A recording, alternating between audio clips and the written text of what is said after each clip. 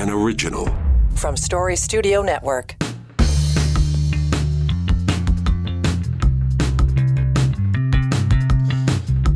Well, here we go. It is the third day of April 2023, Monday.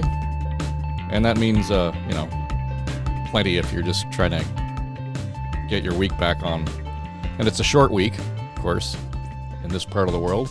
Friday will be a down day, which means we won't have On the Ledge, the Ontario Politics podcast. We'll take the break for Good Friday. But we're here for Now and Next for Story Studio Network. I'm Dave Trafford in your feed Monday to Thursday. And we try to kind of get sort of behind the stories that are kicking around in the headlines or your Twitter feed. Or maybe some stuff that just isn't going to be there at all. Last week we talked to the folks at the University of Ottawa. They had their second annual virtual reality moot court. It's kind of cool. All the technology there. You talk about access to the courts and how it's going to change things. So flip back into the feed if you haven't heard that story, because it's kind of fascinating in terms of where they're taking that stuff. So anyway, today it is pretty much the release the hounds at City Hall, because officially now folks can register for to run as a candidate for the mayor of the City of Toronto. And this has been a while coming. We thought that, perhaps it would have been wiser to do this more quickly in terms of on the heels of John Tory's resignation, but Counsel took their time, and last week they made it official. And for a lot of reasons, I think that's probably a good thing. It allowed people to find their feet in terms of being candidates, and I think it also probably allowed for the administrative side of things to get settled, because it was a pretty quick turnaround. We just had an election back in the fall. Now what do we do about this significant change in terms of what we're going to see politically at City Hall? So we thought we would invite somebody who knows a thing or two about these things or two, and Bob Richardson is here. And what's your title at National PR?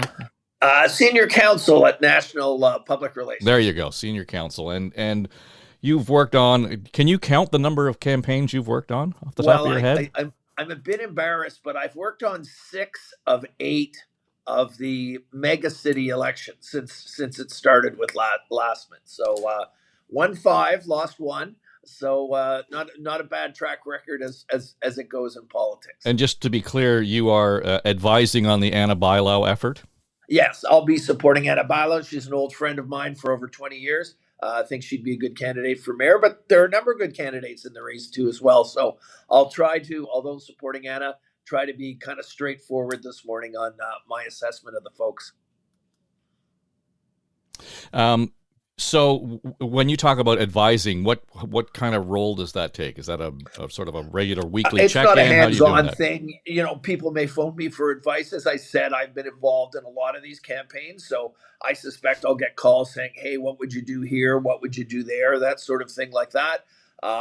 There may be a period of time, maybe a big crucial debate where they'll, ask me to be involved in some form or another in the preparation. Those sort of things. I would describe it as a minor role. I'm not there on a day-to-day basis.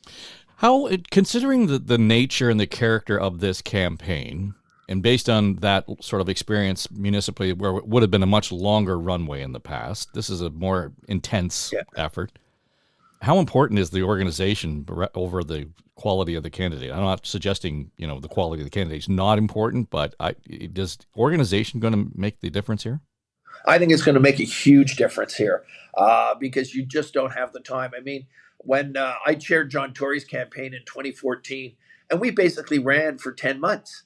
That's a long time to be able to get your act together, do stuff, sign people up, build an organization in different parts of the city. You have none of that time this time. So I think there'll be a premium on experience.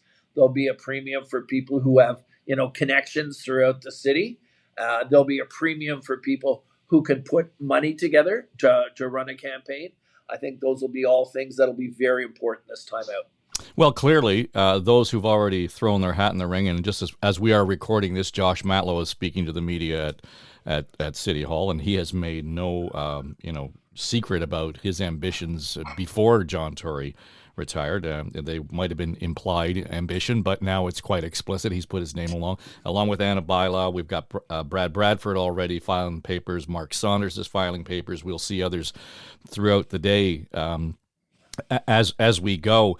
One of the worries that I think people have is that given the breadth of this race in terms of the number of candidates, all fair amount of recognition, name recognition. There's a good deal of experience on the table in some form or fashion for, I would say, 6 or 8 candidates. Yeah. And I would think that, they've all got a pretty good crack at the margin of error here, Bob, is going to be fairly slim.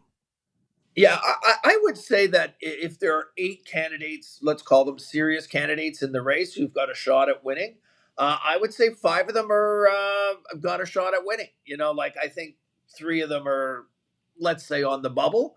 But Anna Balau, 12 years as a counselor, deputy mayor. She's already shown she has support on council from a number of her former colleagues. She's been endorsed by some big unions, Leuna, Carpenters, others. She's shown herself to be a serious candidate. Mark Saunders has put together a very good, very solid team. Lots of experience, having been, the chief of police. Very, closely associated with Doug Ford. But, some people say that's bad. I would suggest to you, in this city, Doug Ford did very well when he ran for mayor. So that's not such a bad thing to have. Brad Bradford is newer, probably not quite in that tier, but is worked hard to build a decent showing too as well. And Josh Matlow is not to be underestimated. He is a bit of a showman. He's good in the media, but he's also got a constituency out there that tends to be populist, maybe a little left. And he certainly will demonstrate a lot of energy and enthusiasm in this campaign. So I put those up, and there's a sleeper candidate none of us are talking about yet, who I predict, if she gets in the race, will end up being one of the leading candidates throughout, and that is Olivia Chow. And I say that as one of the guys who chaired the campaign against her when she ran against John in 2014. There is a core vote for the NDP that is substantial. She has the opportunity to take advantage of that. And also, she's experienced. There's an organization there. And Olivia certainly showed last time out she could raise money. So stay tuned. This one ain't even started yet. I was going to say, is that something that you're reading in the tea leaves that you see in front of you, or are you just sort of projecting that if she runs, it'll be a strong campaign? I think there's history tells us it'll be a strong campaign, and I think that the left haven't run a strong campaign for the last 2 or 3 times. They would like to. I think that there'll be some enthusiasm there. I think it'll be a strong campaign. When we look at what needs to be done in this city, and it was interesting to hear Anna Bylaw come out, and then Bradford and Saunders, and I can already anticipate, because we've heard from them, what Matlow's going to say. They have all managed to distinguish themselves in some form or fashion in the lead line that they're giving. But needless to say, the underlying concern is this city ain't the city that John Tory inherited in 2014. Yeah, no, there's no question that the city frayed during the pandemic. By the way, so did 24 other cities across North America. So, we don't live on an island. We're not exempt. Everyone is facing the same problems. Big problems on transit because people aren't going downtown. Big problems downtown because, businesses are having to close because there isn't, as much activity as there was before. There are issues related to mental illness. There are issues related to housing. So there are a number of things that have happened, both here and across North America, that are tough. So all these candidates are going to have to deal with a much different situation than John Tory inherited, and that just comes with the territory sometimes in politics. When we look at the first thing that the next mayor has to do, and I fully appreciate that there's a concern on the street about violence and et cetera, and we can't ignore that, obviously. But I'm not sure that is the long-term issue for this city. We have to start thinking about what the city is going to look like in 2033. What's the first thing that the new mayor has to do to make sure that that's what we're focused on? Well, Toronto likes to think of itself as quite important sometimes. Like we think like London, but we govern ourselves like Cleveland. What we need to do here is we need to up our game in a whole variety of areas. We need to modernize our city services that are ancient in some areas. We need to clean up our planning process that takes too long and is too expensive for people. We need to take greater responsibility for our own financial life too, as well, instead of just constantly going to the other levels of government asking for more money. And we need to work out a new fiscal arrangement, both with the provinces and feds. This is all not terribly exciting stuff for Mr. and Mrs. Front Porch, but I'll tell you, it's important scut work that needs to get done if we're going to move the city forward and in the right direction. Well, it's important for their kids and their grandkids. There's no question about that. I mean, if we're going to support that increased immigration into the city and all the new jobs we're going to need and the infrastructure, that's a tomorrow issue, but we got to deal with it now. No question about it. The Minister of Finance is in town today, and she's speaking at the Board of Trade about her budget. It was a crappy budget for cities, and it didn't do a lot for her hometown here, Toronto, or the other cities across the country. We need much more clarity from the federal government on things like immigration, because where are people going? They are coming here to Toronto, and there's only so much Toronto taxpayers can pay, and we need a greater role from the federal government there on transit, on infrastructure, on a whole variety of different issues. And they kind of play around the margins here, and the province plays around a little here, and nobody's really dealing with these problems, I think, in a comprehensive, organized fashion that says 10 years from now, this is what it's going to look like. So we need a greater degree of kind of involvement from all three levels of government. I want to get into some of that, the effects of that budget with you in a second here. But the whole idea that almost immediately after the budget, I heard most of the would-be candidates almost running against the federal Liberal Party, not necessarily the federal government, because all of the seats in Toronto are red, Bob. I mean, where the hell have they been? Well look, I'm a federal Liberal.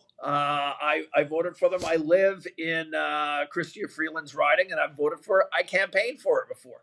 So, but this was not a great budget for Toronto. I'm sorry, it just wasn't. We sent 24 members of parliament up there who are Liberals. We need a better performance. We need greater support for our city on transit. We need greater clarity and support as it relates to immigration and refugee costs. We need greater support on mental health. We got a real public safety problem going on right now, and they're sort of missing without leave. So we need to get these guys a lot more involved, and we need to remind them that we're sending you to Ottawa, and you need to be doing more for us back here in Toronto. Mitzi Hunter expected to step into the race, and she will have to resign her seat at Queen's Park to do so.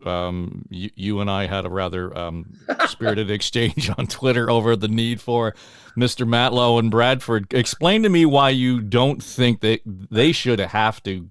They don't get an advantage by being able to campaign while they're on council. No.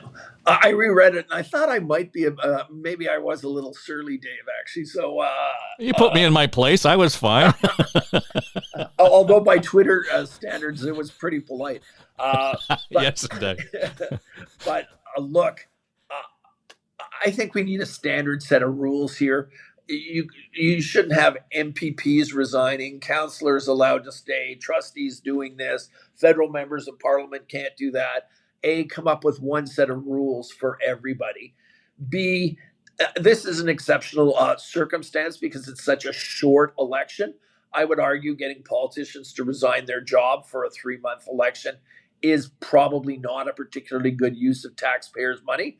And people should be able to maintain their jobs while they're while they're going forward. People run, for instance, to be leader of a party. They don't resign their seats, to do that. They'll resign from cabinet to do that, to free themselves up, but they continue to keep their seats. So, my view is I don't think it's a terribly good use of money. I think people can continue to hold their seats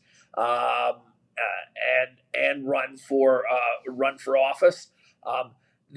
What you have to make sure is that they're not abusing that privilege, and that they're not using the office to enhance their leadership campaign or their mayoralty campaign. That's the one area where I think you've got to be careful there. But I think otherwise, let them go at it. I agree with you in as much as makes sense of it as far as a standard across the board would be concerned. And whether that's a rule for Elections Canada or whoever it is that's going to oversee that, I'm not sure. But I could see a world where if you want to run, at least take a leave of absence from your job. I mean, when Adam Vaughan wanted to run for, the federal parliament, he could take a leave of absence in the day from city television. He didn't lose his job, but he didn't have the platform or the megaphone in that case. So I think that there has to be some sanity around it, because I can see, you're right. Somebody's going to creep up to that line, and I'm not making any accusations here, but as an example, Brad Bradford is the housing czar here in Toronto. I was just going to use that example. Right? Yeah. So, and it's going to be really hard for him not to sound like the guy who's the housing czar, but still the guy who's campaigning and trying to keep arm's length from that conversation in his official role at City Hall.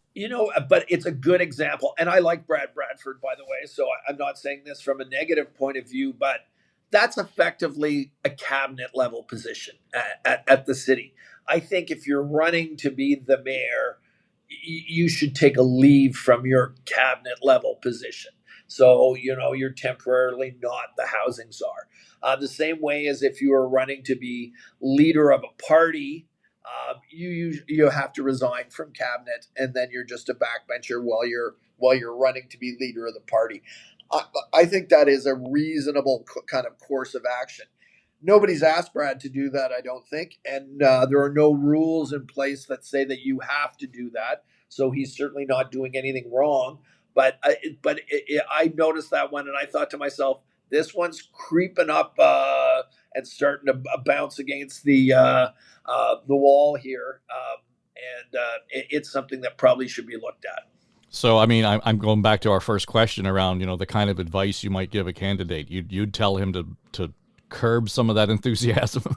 Well, I think probably in this case, you probably should, once you've registered as a candidate, you should probably take a leave from being, chair of the housing committee or whatever it's called, right, just so that there's no perception of conflict. In reality, there probably isn't, but perception is obviously important in politics, and I would be a little concerned about that. This is a subject our mutual friend John Wright and I have kicked around over the years, and that is the whole idea as to whether or not we should be allowing polling during writ periods at all. The elections officials here in Ontario suggesting that the final 2 weeks before Election Day would be a reasonable blackout period. And what they did, I thought was interesting, was cited the low voter turnout in the last provincial election, suggesting that most people, the perception was, looked at it and said, oh, well, I guess this is over. We're not going to turn out and vote. And I realize that there are a lot of ways to start this conversation with you can't, but I think you can.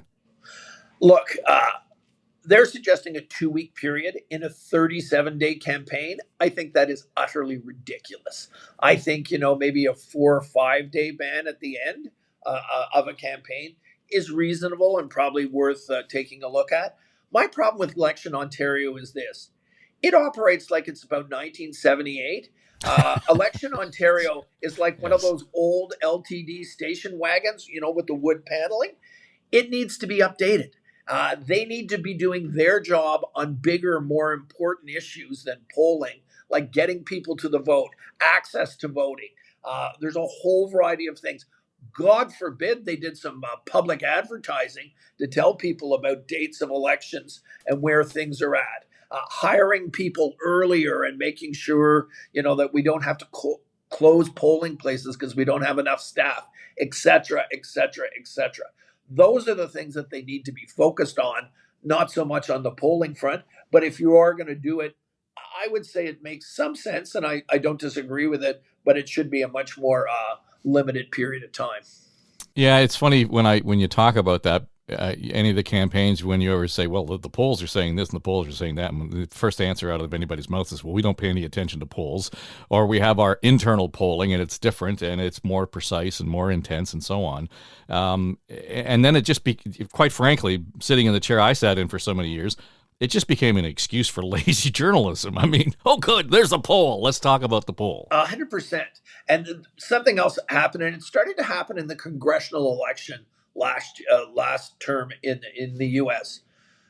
A bunch of fake polls started coming out, insidious, showing Republicans winning here, and this think tank was paying for this poll there. Well, it all turned out to be BS, and the numbers were effectively fake polls, but they were trying to generate this enthusiasm for are they the red or the blue side, the Republicans? I can't remember. It's always opposite. Yeah. They're the red side for the great red wave. So that worries me too as well. So having a clear last 4 or 5 days where people can kind of clear their heads a little, take a look at who they wanted to vote for, and then go off and vote makes some sense to me. I want to come back and finish on the federal budget. And I think it was Chantal Hébert on the weekend. She was just sort of offering up, this who benefited from this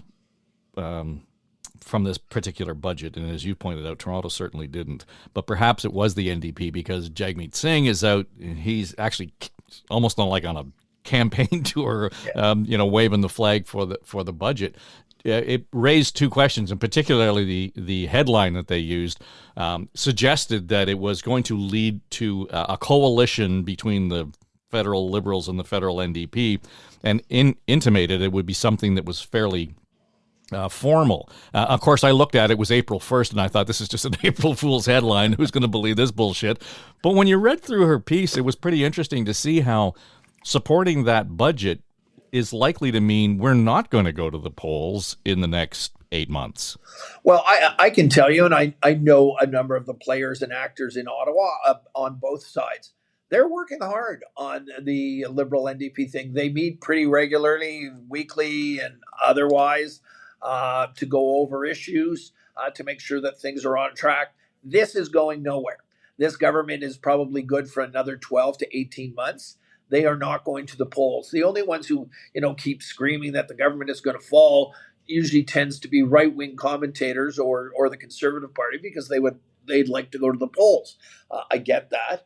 But there's no evidence to suggest that is the case. It's been good for the NDP. And quite frankly, every day in government is better than a day in the opposition. So it's been good for the government too as well. So I would not expect to see any election anytime soon.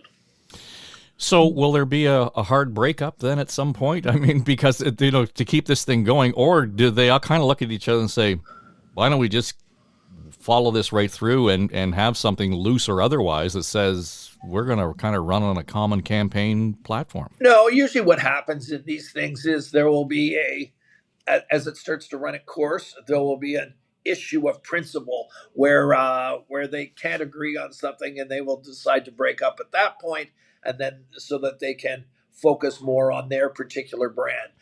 New Democrats have no interest in seeing Liberals get elected, and Liberals have no interest in seeing New Democrats get elected. They tend to fight them more than not. So this is an arrangement of convenience. It's good from a public policy point of view if you're a progressive, so that's great. But it's not. This is not going to last forever, and it will break up at some point over some issue. Given that the runway now, if you're suggesting 12 to 18 months, does Prime Minister Trudeau run on another election? My sense is he does.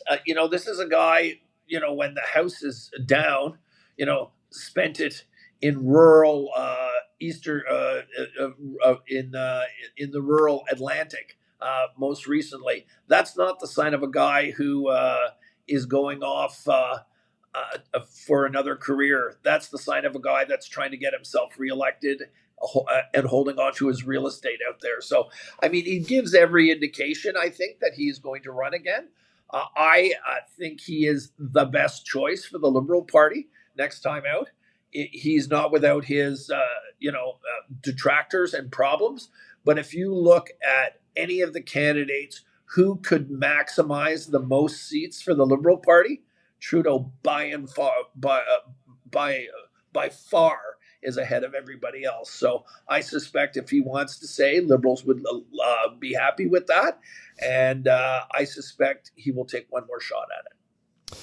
You know, and just on that, when we look at the various leadership, I guess, races, if you even want to call them that lately, there has been a real lack of interest and enthusiasm, particularly here in Ontario, where we have Mart Stiles kind of acclaimed. There is some toing and froing still in terms of finding an obvious front runner to lead the Ontario Liberals. The Conservatives federally eat their own after you get through an election period. So the question is, you know, even if he weren't going to run, and to your point, there doesn't seem to be the enthusiasm or the bench strength federally for the Liberal Party to be able to say, there's the second coming. There's the person who is obviously going to be the one. We knew Martin was going to take over after Chrétien, even though they didn't get along. I mean, we understood those things. You don't see that. Am I missing it? No, I think you're right. I think there are two or three decent candidates. Anita Anand is a very interesting candidate, the defense minister. François-Philippe Champagne, the industry minister, is a Energizer Bunny, interesting candidate, from Shawinigan, Mr. Chrétien's hometown. I would say that those are both candidates, to keep your eye on. I think Chrystia Freeland will not be a candidate for leader, and I think it would be a Kim Campbell style routing if she was leader of. She's too academic, and it's not going to work. So that would be a full-on beating if that happened. So, but I think there needs to be some more candidates. It takes time to develop these sort of things, and for that reason, it's probably wise for the Liberal Party to run with Mr. Trudeau one more time. One question, just as we see Mr. Mamalidi come up to the podium to talk to the media about his run for mayor in the city of Toronto. But this is ridiculous. We shouldn't be talking about Giorgio Mamalidi. We're indulging these sort of narcissists who are not serious candidates. This is a guy who barely even lives in Toronto anymore. He lives up in Thunder Beach, I believe. What I keep hearing, and I talked to Josh Cole last week about this, and he on the weekend kind of put out a statement saying we're not going to do it. I'm going to hang around with the family, and all the wise things that you would want to do. And Josh is a very thoughtful guy. So, but one of the things he did say, and we talked about Mitzi Hunter, he said it's still unlikely that somebody who doesn't have council experience, i.e. an outsider, is going to win, and John Tory was the unicorn. Yeah, I think that there is a lot of truth to that. I look at it, and, John Tory had been in the Ontario legislature. He had run for mayor against David Miller. He had a set of particular things that made him a stronger candidate, ability to raise money. He had access to a platform, Rogers, that, remember he used to do a cable show and stuff like that, all those sort of things like that. So he was a bit of the unicorn.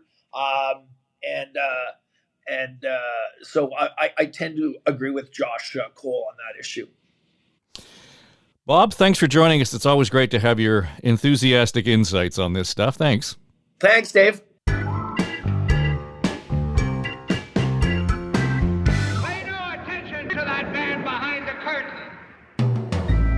Now and Next is produced by Becky Coles. Our production manager is Jamie Nickerson. Audio editors are Mike Trutler and Drew Garner. And our sonic logo designer is Greg McDonald. Our executive producers are Dave and Aaron Trafford. This is SSN. Story Studio Network.